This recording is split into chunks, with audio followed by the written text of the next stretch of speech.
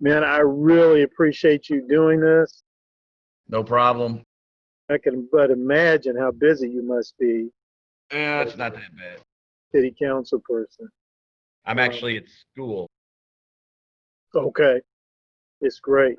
This is for my YouTube channel. I also share it with a few other people, sometimes with a couple of national folk like Larry Elder and people like that. The whole world, one of the spots they're focused on is Louisville, Kentucky, because of the Breonna Right. Taylor case. I just wanted to speak with some people who I felt would be on the know, would be able to give us a relatively rational, objective as possible perspective on this situation. Because oddly enough, even with some of the national people I speak to, they were saying, well, Corbin, I didn't know this, I didn't realize that, and I just learned this. There's a lot of misinformation out there. You were on my short list of people to get a hold of and ask, first of all, what's your perspective on this whole Breonna Taylor situation, this whole case? It has outgrown itself at this point.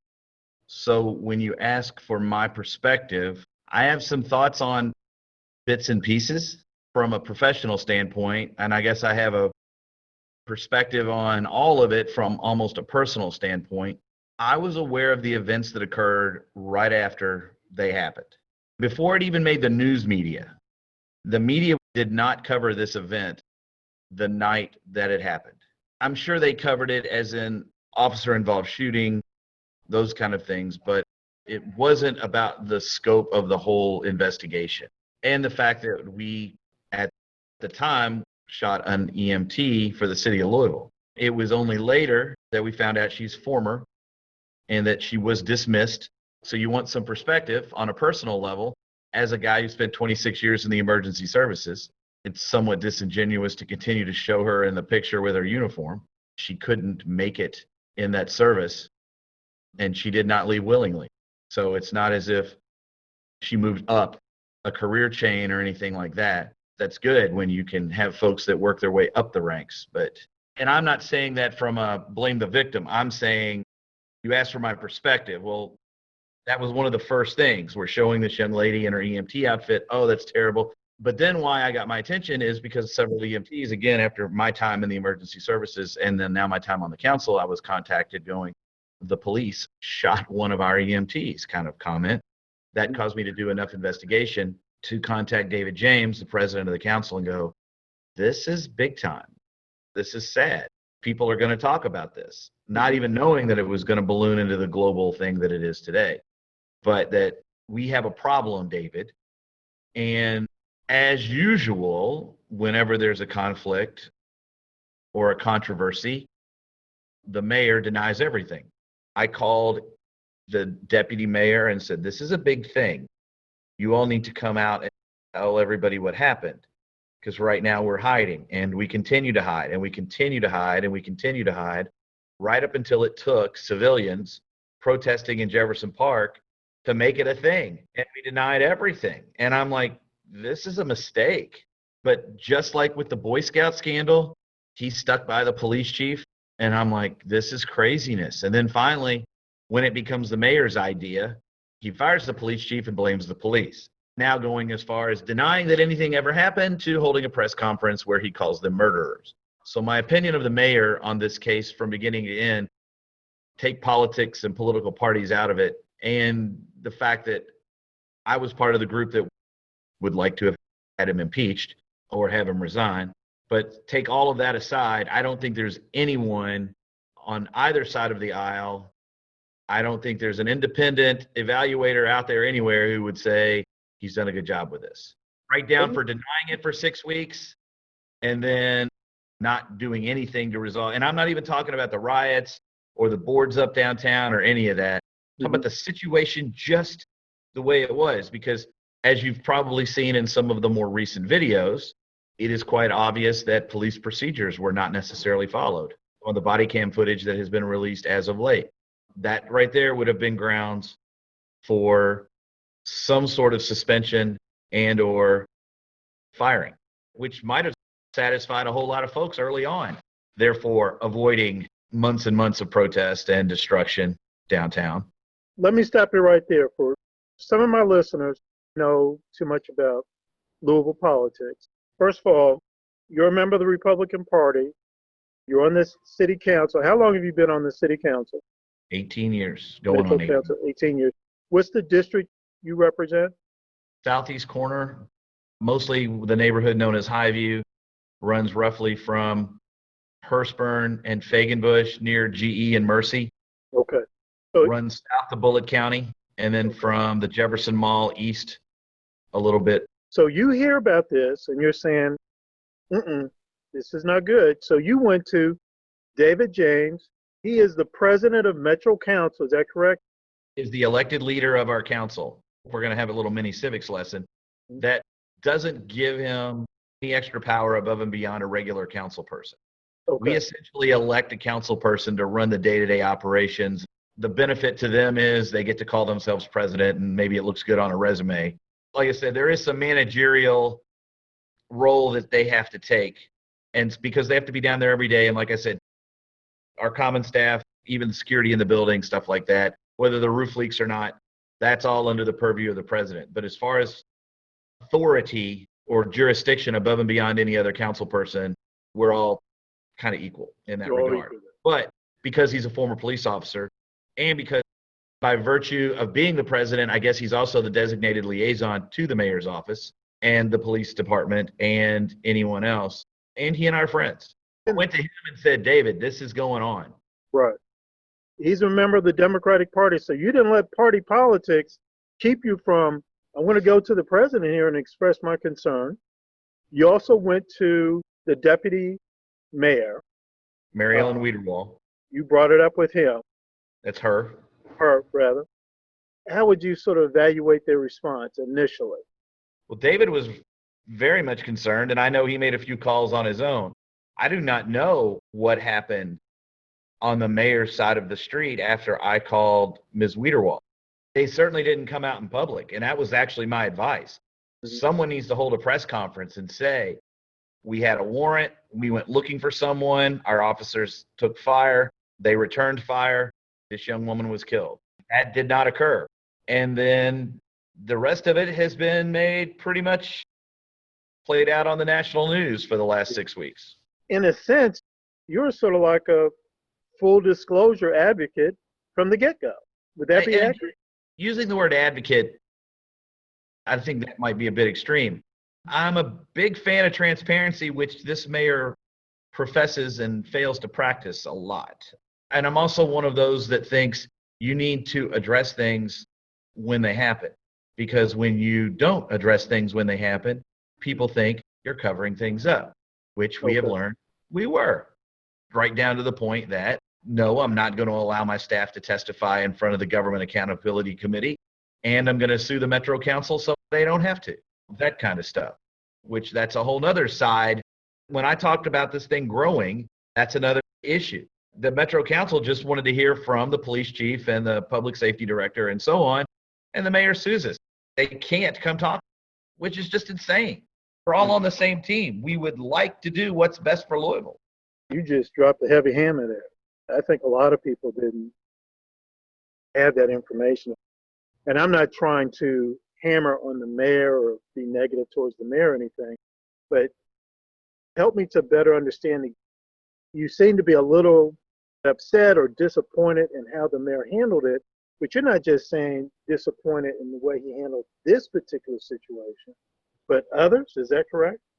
Well, dating all the way back to the Boy Scout molestations by our own police department and the gentlemen that were in charge of that, fellow other police officers, it was very similar situation in that, again, my time on the emergency services allows me to have access to folks who know things from the police department, from the fire service, EMS, etc. I was there a long, long time. It's kind of a band of brothers, kind of brothers and sisters kind of thing. When I found out about this, again, went to David James. He then informed me that he already knew about it because of Councilman Yates. The attorney had been contacted by one of the victims. So then we go as far as to have meetings with the police chief. We went and had meetings with the mayor's staff, still all denials. Still the county attorney denying anything until essentially the county attorney was running out the clock so the statute of limitations would run out so the city couldn't even be sued. It had nothing to do with justice for these victims and whatever psychological trauma that they were going through at the time. And I think what aggravates me the most is we really didn't even do anything to put a stop to it after the initial investigation by Chief Conrad, and he allowed these folks to keep their jobs and keep the Explorer program continuing on.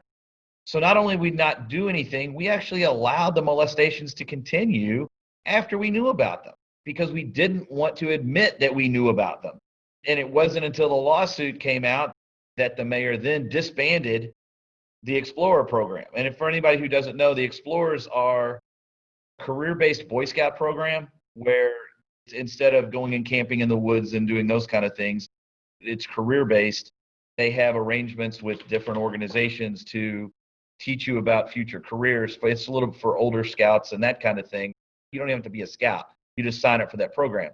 And I only know as much as I do because a million years ago when I was in high school, thought I might want to be a doctor because that was cool. So I actually did a medical explorer program for about a year and a half where we got to go to various hospitals and see different things and so on. That's my knowledge of the Explorers because I was one at one time in the 80s as it is, which doesn't seem so long ago, but it really is now.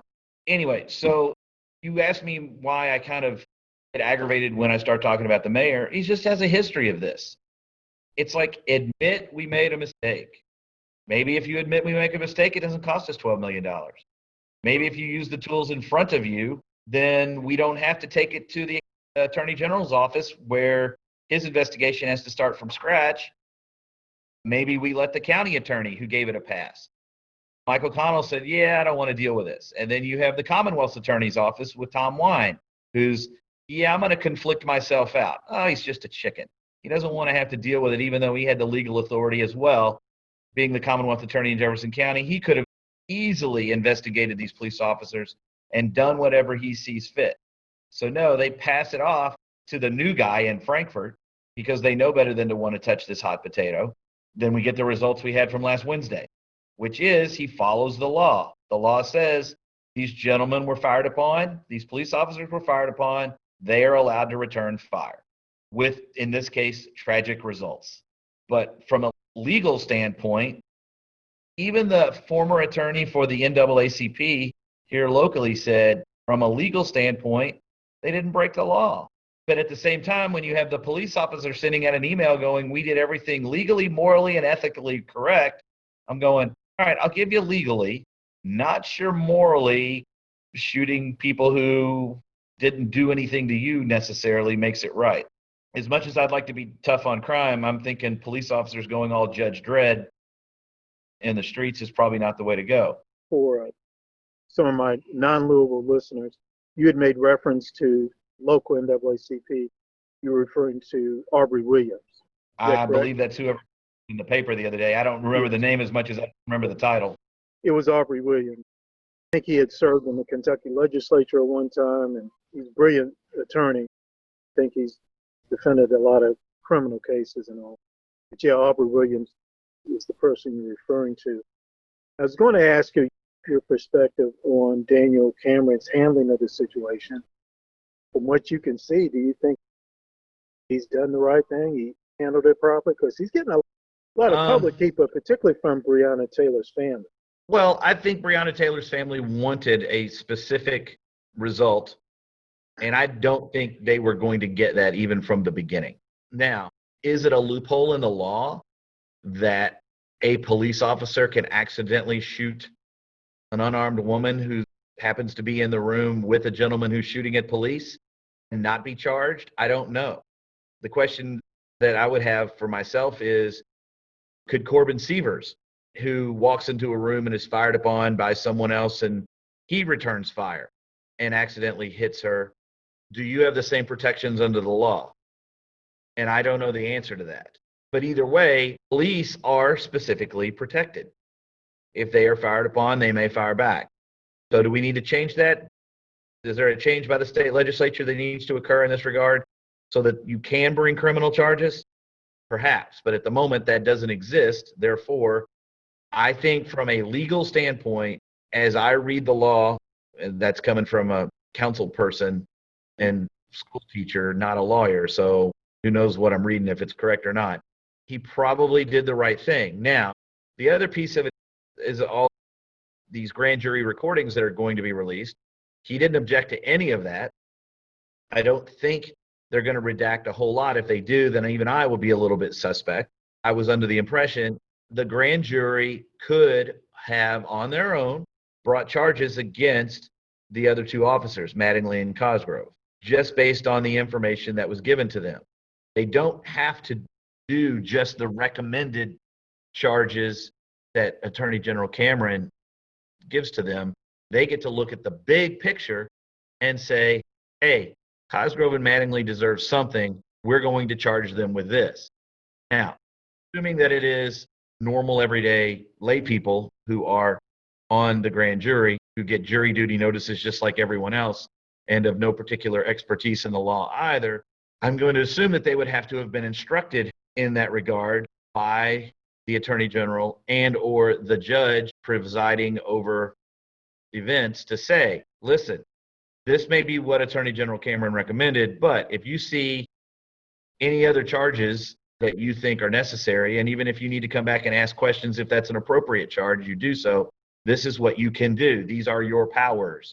I would hope they were instructed in that regard. If they were not, again, much like her family, the Taylor family, I would be disappointed and upset that we didn't even hold a good grand jury. But those results have not come back yet. Hopefully the recordings that I believe they're releasing today will reference all of that. One other thing I just quickly want to touch upon. Why did the police go there in the first place? Why were they there? Well, that's a whole nother list of suspected things, again, that somehow or another always leads back to the mayor's office. There were documents that were released that they have a giant real estate deal for the Russell neighborhood, and they need some of these properties to be vacated so they can buy them from their owners and hand them over to a redevelopment group. Most of the council, I think, now has some papers that were forwarded to them by other council people that prove all of that was going on. That there was a special team of police officers and IPL officers and other people within the mayor's office, the special team of people that was formed specifically to come down hard on that neighborhood. One of the things as a council person myself that aggravates me is I've had a drug house for 5 years I can't get any attention with. These guys go as far as to go out into the front yard of their home, take the panels off their front doors to put the drugs inside and put the panels back on so they can go out and deal drugs. And everybody in the neighborhood knows it, has sent police video and pictures and called in when it's happening. There's been no raid on that house. And yet this one is on their radar just long enough for this real estate development to come around. And we go charging into 5 different addresses, guns a-blazing, looking for a particular individual who obviously can't be in 5 at once. You're not exaggerating when you're saying that night, not only was Breonna Taylor's residence, quote unquote, hit, but there were a couple of others? As I understand it, there were 5 warrants taken out. I could not give you the timing on the execution of every warrant. Okay. Say that they had their watches all lined up to everybody charge in at 1 o'clock. I cannot vouch for that at all in any way, shape, or form, or if that was even the original plan. Yeah. I do know that there were, I think, 5 warrants taken out at once on 5 individual addresses looking for a single person. And they had a good reason, it seemed, so that evidence couldn't be destroyed and so on, to execute all of these at once. But I, again, still do not know if that is actually what happened, or if it was 2 on one night and 3 the next night, or 3 at 12 o'clock and 2 at 1 o'clock, because everybody's been focusing on this one address. The media and other sources of information haven't really made those timelines clear. Okay, right. I just got a few more questions for you. And this may sound a little odd, coming from a different perspective. Do you believe this was race motivated? That her dress was targeted because she was black and she was killed because she's a black woman, etc.? No, I do not. Now, I will say I'm going to draw the difference between my council district and this particular council district, or my police division and this police division. Yes, sir. We have more police officers where there is more crime. there is more crime in the Russell neighborhood than there is in my district. There is also more African Americans in the Russell neighborhood than there is in my district. That's right. My council district, despite the fact that it's in the distant suburbs, is actually higher than this countywide average. I have more African Americans in my district than, say, the Highlands. Socioeconomically speaking, generally well off, middle class folks, all working at Ford and GE, and just like my parents did and their parents before them and so on. So all playing in the same little league, all those kind of things. When I was a kid in the 70s, and I'm going to throw his name out here, my 11-year-old baseball coach, African-American gentleman, and his son Arthur was on the baseball team. Really good pitcher. Arthur's dad, Arthur Sr., was a captain with the Louisville Fire Department even back then and lived out my way. So I'm saying all of that to give you perspective on whether I think it was racially motivated. I do not think the Taylor situation was racially motivated. But I also believe that there are so many police officers downtown, so many more police officers downtown and in those neighborhoods, that there's just more interaction with everybody all the way around. There's more investigating. There is more attention on the gentleman who they were actually looking for when they went to that address, who used to live there with her. He is on their list. As I've already said, I have trouble getting my drug dealers on any list. And I think that's just how those different divisions operate, which I don't want to say that it's racially motivated as much as it's just maybe socioeconomically motivated, but motivated is the wrong word. It's just opportunistic. There's just so many more police officers down there. They see more of these events. I only have about 8 beat officers on the street at any given time during a normal day. And now I'm down to about 4 because of all the protesting. They're detailing those guys elsewhere. There's just not that many police officers in my council district at any given moment. Even if there was crime going on, it's not going to get the immediate attention that other parts of the city get. And you could make that statement, maybe ballpark it and say inside the Watterson, outside the Watterson kind of comment. But again, that's still not necessarily racial as much as it is just where all the cops are. I've only got a few minutes left. I always try to keep my interviews down. Well, this is a big topic, so we can talk about this for the longest time. But brother, I've been in Louisville most of my adult life. I've never seen downtown Louisville look the way it is now. All the boarded up places, and then the businesses saying we're out of business. And the signs, the boarded up places, the signs, places look abandoned, but they'll have a little sign saying that we're still open, please come in, that kind of stuff. What's happening to the Louisville economy? What are we going to have to do? The Louisville economy, what are we going to have to do to turn it around? I'm going to say that the boards are because of the protests. The emptiness is because of COVID.